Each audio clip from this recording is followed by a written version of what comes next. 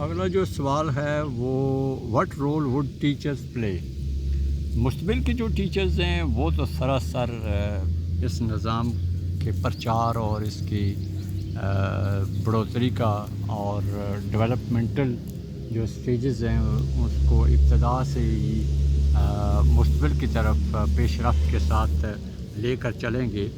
مستقبل کے اساتذہ جو عالمی سلیبس کو پڑھانے کا اور اگلی نسلوں تک پہنچانے کا باعث بنیں گے تو ان کا تو رول کسی بھی صورت میں ہمیں سیکنڈری نہیں لگتا بلکہ ہیروک لگتا ہے.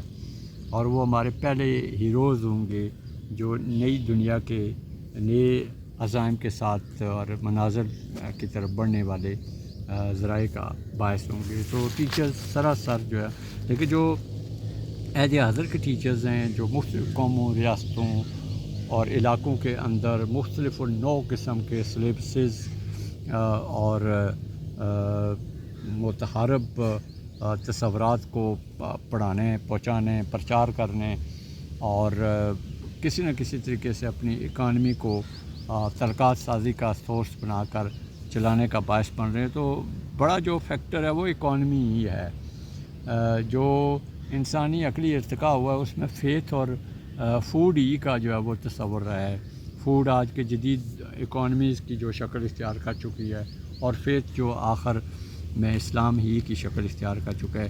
یہ دو بڑی اشکال جو ہے وہ انسانی سماجوں کے اندر آ چکی ہیں. لیکن چونکہ جہاں کہیں تعلیم اور اکانومی نہیں ہے، ان خیالات کو تخیلات ہی سمجھا جاتا ہے اور محض معلومات کی حد تک سمجھا جاتا ہے، جبکہ ہیں یہ سراسر تعلیمات اور اس کے پیچھے پورے کا پورا ویلفیئر کا ایک نظام ہے. لیکن جب اسلام اور مسلمان کی بات کرتے ہیں تو وہ تعلیم اور جدید جو ذرائع زندگی ہیں اس سے نہ جڑا ہونے کی وجہ سے یا محنت نہ کرنے کی وجہ سے ہم اپنے اندر سے یا مسلمان جو ہے وہ اپنے اندر سے معاشرتدان، سیاستدان، سائنسدان اور سوشیالوجسٹ یعنی سماج دان اور تعلیم دان نہیں پیدا کر پا رہے. ہم سراسر مغرب کے نظاموں اور سوچوں پر جو ہے وہ ڈپینڈنٹ ہو جا رہے ہیں. مغرب نے بھی جو ارتقاء ہوا ہے وہ اپنے تک جو ہے وہ محدود کر لیا ہے اور باقی دنیاؤں کے لیے تعلیم اور معاشرت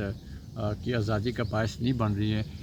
اس لیے وقت کی ضرورت محسوس ہوئی جس بنا پر میں نے عالمی سلیبس کے سوچ کا اور اس کے پرچار کا جو ہے وہ ایک کنسٹرکٹ دیا، ایک تھاٹ پروسیس بیس کیا اور پھر اس کو ٹیم میکنگ اور کانفرنسز کی طرف اور اعتماد سازی کی طرف لے جانے کی جو ہے وہ کوشش کی. اور اس کی پہلی یہ کوشش یہ ویڈیوز ہیں جو بن رہی ہیں اور اس کو سننے سمجھنے کے بعد جو ہے وہ مجھے انویسٹر ملیں گے یا مجھے جو ساتھ لے کے چلنے کا باعث بنیں گے تاکہ لیسٹ جو ہے وہ اس سوچ کا اور اس کے اوپر بات کا جو ہے وہ آغاز ہو. اور یہ بیسیکلی انسانی حقوق ہی کی بات ہے.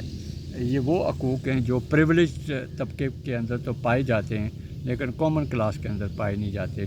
ڈارون کے تھیوری کے مطابق جو لوگ ایگریکلچرل لیول پر ہی رہے، انڈسٹریل لیول پر یا ایگزیکٹو لیول پر کنورٹ نہیں ہوئے، وہ بیسیکلی جو ہے وہ دنیا سے ایلیمینیٹ ہو گئے، انسٹنکٹ ہو گئے، یا اگر وہ ہیں بھی تو وہ غلامی کی حالت میں ہیں یا سروسز دینے کی حد تک ہیں.